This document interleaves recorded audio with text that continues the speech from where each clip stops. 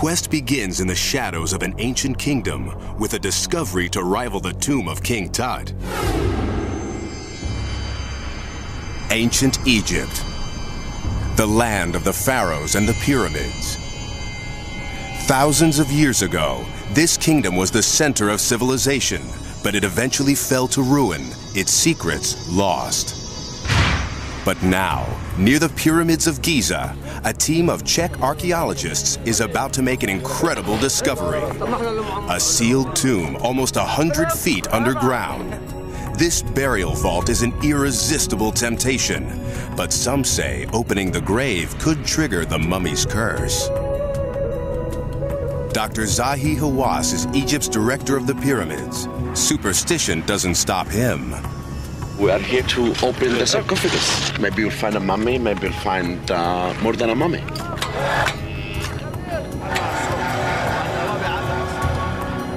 But whoever lies here doesn't want visitors.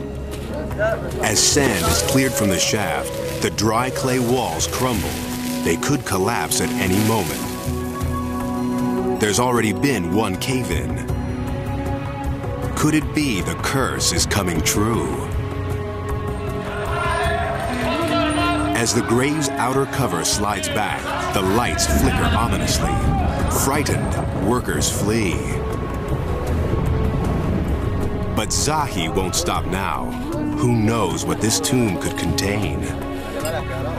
A giant stone sarcophagus covers the body.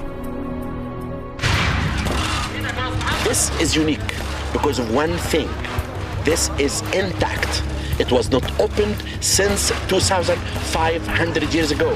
It happens very rare in our history. Zahi's just dying to look inside. For the first time in 2,500 years, a mummy reappears under intricate beadwork. The burial shroud's in excellent condition, but the discovery's about to get even better. On the walls of the tomb, well-preserved hieroglyphs tell the story of the mummy's life. His name was Yufa, and he was a powerful man, a priest and palace administrator in the waning days of Egypt's glory.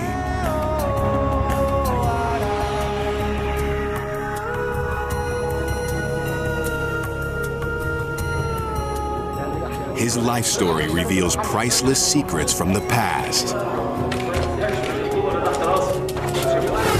This mummy's stories describe a little-known chapter of Egypt's history. The desert disappearing for almost 2 decades. How would this famous face look? Is she still alive? National Geographic photographer Steve McCurry hunts for a beautiful girl he saw 17 years ago. He snapped this famous photo of her, but didn't get her name. She was young and scared, a refugee from the war in Afghanistan.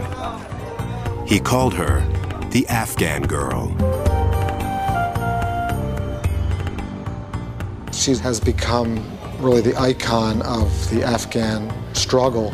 Her plight and her situations really come to symbolize what's happened here over the last 2 decades. In 2001, the war in Afghanistan has the world's attention. McCurry returns to the refugee camps, determined to find the face from long ago. For weeks, he roams the streets, scouring shops, markets, and schools. The photograph is his only clue. Here's my wife. Yeah, you're sure? His search proves harder than he thought. In this conservative Muslim society, grown women must wear veils. If still alive, the girl would now be about 30, her stunning face hidden from view. We're going to look and see if we can find the records, see if we can find her whereabouts. Luke says for the last 3 for this girl. After weeks of looking, McCurry's run out of hope and time. We have a lot of leads still coming in, but I'm going to have to leave today. Been through the camp exhaustively, looking and talking to as many people as possible. We've given it really our best shot. But shortly after McCurry leaves, an Afghan refugee approaches the TV crew. He says he knows the girl from the photo. But the woman now lives hours away near Tora Bora, across a border that swallows lives. The man agrees to bring her to a nearby home. 3 days later, she arrives. But there's a hitch. Local custom dictates only a woman may enter inside. Do that and then we'll eagerly await. Associate producer Carrie Regan goes forward, alone. I remember walking to this back room, and there were women sitting around the floor, and they gestured to this figure in the back corner, and she looked up, and I saw these gleaming bright eyes. And for the first time, I thought, you know, we might just have something here. We might just have the Afghan girl. There's one way to know for sure. A new technology called iris mapping. Carrie snaps a photo, which is rushed to a lab in the States. There, experts compare the eyes of the woman with those of the girl. The colored part of the eye is called the iris. The computer maps its subtle pattern. It's as distinctive as a fingerprint. And these two sets match. The Afghan girl now has a name, Sharbat Gula. For years, she's lived in poverty in Afghanistan's countryside, oblivious to her fame around the world. McCurry races back, hoping to photograph Sharbat once again. But one obstacle still remains. Sharbat's a conservative Muslim, now married with 3 children. Will she be willing to drop her veil?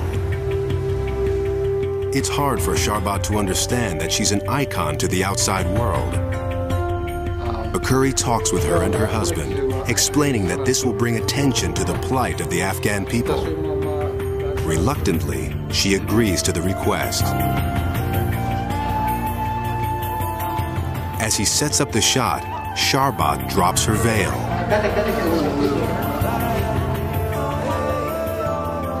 The famous eyes flash defiantly, again capturing the attention of the entire world.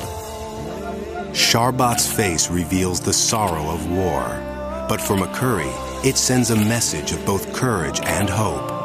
The fact that she's lifted up her burqa and revealed her face to the world, essentially, is sort of a minor miracle.